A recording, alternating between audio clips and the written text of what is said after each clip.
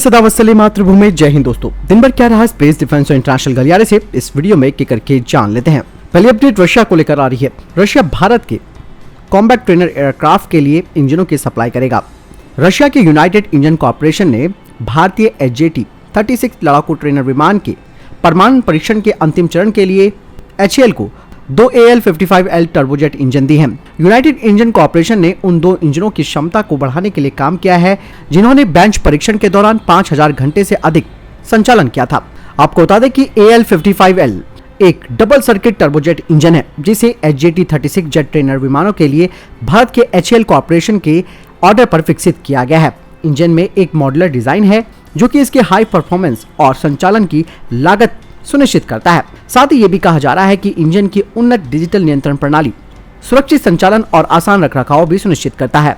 AL-55L engine ने भारतीय HJ-36 लड़ाकू ट्रेनर विमानों को सफलतापूर्वक संचालित किया है और फरवरी 2021 में एरो इंडिया अंतर्राष्ट्रीय एरोस्पेस शो में जिन विमानों का प्रदर्शन किया गया था, जिनमें कि HJ-36 थे, उन पर यही इंजन लगे थे। बढ़ते अगली अपडेट की तरफ जो कि तेजस मार्क 1A को लेकर आ रही है। भारत अमेरिका के साथ एक और बड़े रक्षा सौदे पर हस्ताक्षर करने के लिए तैयार है, जिसमें स्वदेशी तेजस लाइट कॉम्बैट एयरक्राफ्ट को पावर देने के लिए करीबन $700 मिलियन के लड़ाकू जेट इंजन हासिल करने के लिए लगभग बातचीत कंप्लीट हो गई है। जनरल इलेक्ट्रिक से खरीदे जाने वाले जेट इंजन भारतीय वायुसेना के लिए बनाए जा रहे LCA Mk1 संस्करण के 83 ऑर्डर के तहत है। सूत्रों ने कहा कि आपूर्ति से संबंधित सभी मुद्दों को सुलझा लिया गया है और भारत जल्द ही GE-404 इंजनों में से 100 का ऑर्डर देगा। अमेरिकी इंजन पहले से ही LCA के Mk1 संस्करण को पावर दे रहे हैं, जो पहले ही भारतीय वायुसेना के साथ सेवा में है। जनरल इलेक्ट्रिक के साथ अनुबंध इस साल होने की उम्मीद है। ये फरवरी 2020 के बाद अमेरिका के साथ सबसे बड़ा रक्षा सौदा है। हालांकि यहाँ पर सबसे इम्पोर्टेंट बात वही है कि अमेरिका इसमें किसी भी तरीके का ट्रांसफर ऑफ टेक्नोलॉजी नहीं देगा, लेकिन भारत भविष्य में अपने AMC प्रोग्राम के लिए स्वदेशी लड़ाकू जेट इंजन बनाने का प्रयास जारी रखता है। DRDO भविष्य में अपने इस फाइटर जेट को पावर देने के लिए संयुक्त रूप से महत्वपूर्ण इंजन टेक्नोलॉजी को विकसित करेगा, जिसके लिए भारत फ्रांस या फिर इंग्लैंड के साथ साझेदारी कर सकता है। साथ ही ये भी कहा जा रहा है कि LCA तेजस Mk1A रोल आउट करने से पहले इस फाइटर में 50% से अधिक स्वदेशी सामग्री होगी, जो कि 83 जेट के निर्माण तक बढ़कर 65% से अधिक की हो जाएगी। बढ़ते अगले अपडेट की तरफ जो कि राफेल को लेकर आ रही है। आपको बता दें कि 26 जुलाई से राफेल का दूसरा स्क्वाड्रन पूर्वोत्तर में पूरी तरह से एक्टिव हो जाएगा। जानकारी के मुताबिक अभी तक फ्रांस से आए राफेल विमानों को अंबाला एयरबेस पर तैनात किया गया था, लेकिन अगले कुछ दिनों में वो हाशिमारा एयरबेस पर तैनात कर दिए जाएंगे। इसके बाद 26 जुलाई से राफेल के दूसरे स्क्वाड्रन को एक्टिव भी कर दिया जाएगा। सूत्रों के अनुसार तैनाती के बाद 101 स्क्वाड्रन हाशिमारा में पूर्वी सीमा की निगरानी करेगा, जबकि अंबाला का 17 स्क्वाड्रन लद्दाख के साथ लगती उत्तरी सीमा और पाकिस्तान से लगती सीमा की रक्षा करेगा। भारत को फ्रांस से 36 राफेल में से अब तक 25 मिल चुके हैं और बाकी के एयरक्राफ्ट अगले कुछ महीनों में मिल जाएंगे। दोस्तों अगली अपडेट भारत और चाइना को लेकर आ रही है। थल सेना ने कहा कि भारतीय या फिर चीनी पक्ष ने पूर्वी लद्दाख के उन इलाकों पर कब्जा करने की कोई कोशिश नहीं की है जहां से वे फरवरी के महीने में पीछे हट गए थे और क्षेत्र में टकराव के शेष मामलों को सुलझाने के लिए दोनों पक्ष वार्ता भी कर रहे हैं।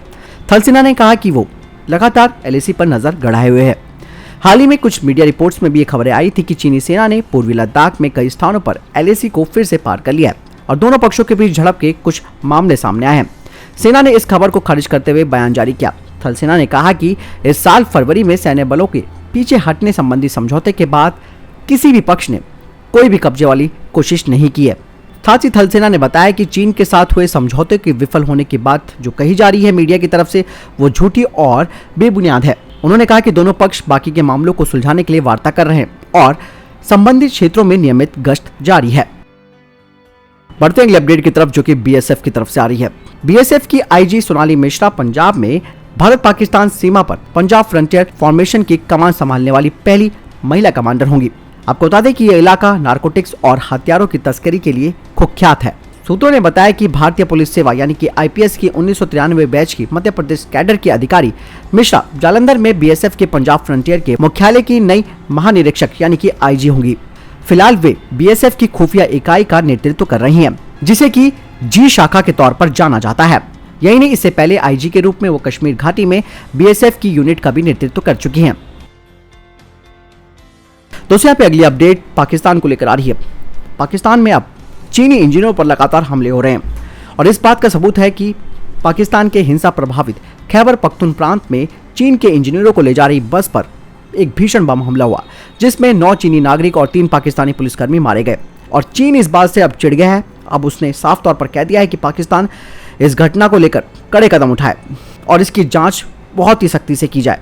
साथ ही उन्होंने कहा कि हमले के दोषियों को तुरंत अरेस्ट कर दिया जाए और ईमानदारी के साथ चीन के नागरिकों और प्रोजेक्ट की रक्षा की जाए। हालांकि दोस्तों, आपको बता दें कि पाकिस्तान ने पहले इस घटना को एक हादसा बताकर छिपाने का प्रयास किया, लेकिन चीनी दूतावास ने इस बात की पुष्टि की कि ये बम हमला था। आपको बता दें कि ये हमला आज सुबह 7:30 बजे हुआ है। दरअसल चीन का अरबों डॉलर का जो CPEC प्रोजेक्ट है, उसके तहत पाकिस्तान में कई परियोजनाओं को चीन अंजाम दे रहा है। लेकिन यहाँ पर सबसे बड़ी बात यह है कि वहाँ के जो स्थानीय लोग हैं वो चीन की इस परियोजना का विरोध कर रहे हैं। और कुछ महीनों पहले भी एक खबर यह आई थी कि क्वेटा में विद्रोहियों ने चीन के राजदूत को निशाना बनाते हुए एक होटल को विस्फोट से उड़ा दिया था। विद्रोहियों को सूचना मिली थी कि चीनी राजदूत क्वेटा के एक होटल में ठहरे हुए हैं। हालांकि हमले के समय वो चीनी अधिकारी यहाँ मौजूद नहीं था और इस धमाके में 5 लोग मारे गए थे। यानी कि चाइना अब यहाँ पर टेंशन में आ गया है। उसको मालूम है कि उसके नागरिकों की अगर ऐसी हत्याएं होती रहेंगी तो उसका प्रोजेक्ट खतरे में पड़ जाएगा। और ये वाकई में एक चेतावनी है चीन के लिए भी और पाकिस्तान के लिए भी कि वो इस प्रोजेक्ट को अगर इसी तरीके से बहाल करेगा तो न जाने कितने और लोग मारे जाएंगे। और ये बिल्कुल सही किया जा रहा है, जहां तक मेरा नजरिया भी कहता है, क्योंकि POK से होकर ये प्रोजेक्ट गुजरेगा जो कि भारत का अभिन्न हिस्सा है और निकट भविष्य में भारत ने वो एरिया लेना है और ऐसे में वहां के लोगों का साथ भी भारत को मिल रहा है। तो ये जो हमला किया गया है चीनी नागरिकों पर, वो केवल इस बात को लेकर किया गया है कि वो इन परियोजनाओं को यहाँ से बंद करें। हालांकि कहीं ना कहीं चाइना को टेंशन तो हो रही होगी कि अभी तो ये शुरुआत ही हो रही है इन सब चीज़ों की, सारा इंफ्रास्ट्रक्चर बन रहा है और ऐसे में अगर ये हमले होते रहेंगे तो मुश्किल हो जाएगा। पूरा प्रोजेक्ट सुरक्षा देने पे भी बहुत ज़्यादा खर्चा आ जाएगा। तो बहुत सारी चीज़ें हैं, इसीलिए चाइना प्रेशर डाल रहा है इमरान खान के ऊपर कि भैया इसकी तहकीकात कराएं और कड़ी जाँच कराएं ताकि दोषियों को बख्शा ना जाए। दोस्तों, दोषी कितने लोगों को बनाएंगे? सारी जनता इस प्रोजेक्ट के खिलाफ है। तो ऐसे में हालात बहुत बिगड़ने वाले हैं पाकिस्तान के और साथ ही चाइना के भी। अगली अपडेट की बात करते हैं तो वो आ रही है विदेश मंत्री एस जयशंकर जी को लेकर। तजाकिस्तान की राजधानी दुशांबे में एस जयशंकर जी ने अफगानिस्तान को लेकर भारत के दृष्टिकोण को दुनिया के सामने रखा। जयशंकर जी ने कहा कि तालिबान को हिंसा के जरिए सत्ता पर काबिज होने को लेकर उन्होंने चेतावनी भी दे दी। उन्होंने अफगान नेताओं को भी सभी जातीय और धार्मिक समूहों को साथ लेकर चलने की नसीहत दी। साथ ही उन्होंने कहा कि हिंसा और आतंकवादी हमलों को रोकना बेहद जरूरी है। अफगानिस्तान के संघर्ष को राजनीतिक बातचीत के जरिए सुलझाया जाना चाहिए।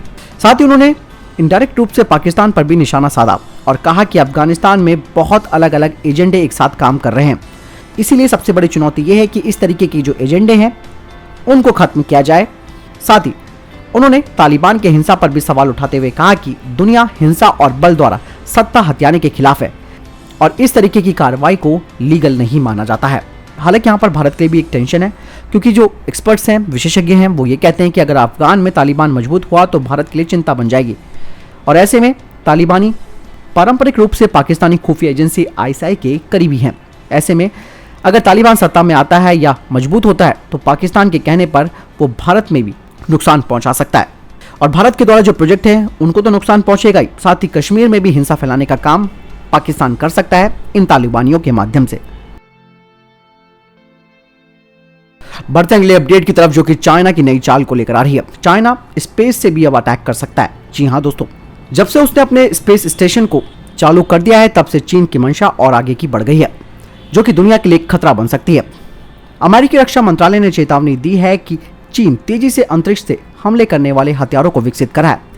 अमेरिका ने यह भी कहा कि चीन उन हथियारों पर महत्वपूर्ण काम कर रहा है जो उसके और अमेरिका के बीच स्पेस टेक्नोलॉजी के अंतर को कम कर सकते हैं। चीन के पास पहले से ही एंटी सैटेलाइट हथियार है। माना जा रहा है कि चीन का यह हथियार पृथ्वी की निचली कक्षा में मौजूद सैटेलाइट को निशाना बना सकता है, लेकिन जो नया हथियार वो बना रहा है वो और भी ऊंचाई से हमला करने में सक्षम होगा। रिपोर्ट्स के मुताबिक चीन उन हथियारों को बनाने में निवेश कर रहा है जो सैटेलाइट को जाम करने और नष्ट करने में काबिल होंगे।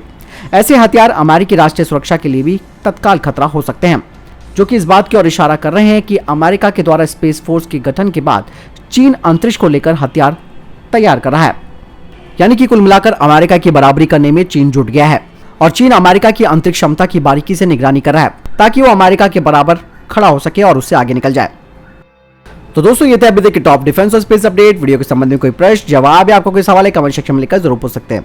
बहरहाल इस वीडियो के लिए इतना ही, मिलता हूं नई वीडियो के साथ। ख्याल रखिएगा अपना, साथ ही चैनल सब्सक्राइब करना ना भूलिएगा दोस्तों। जय हिंद, जय भारत।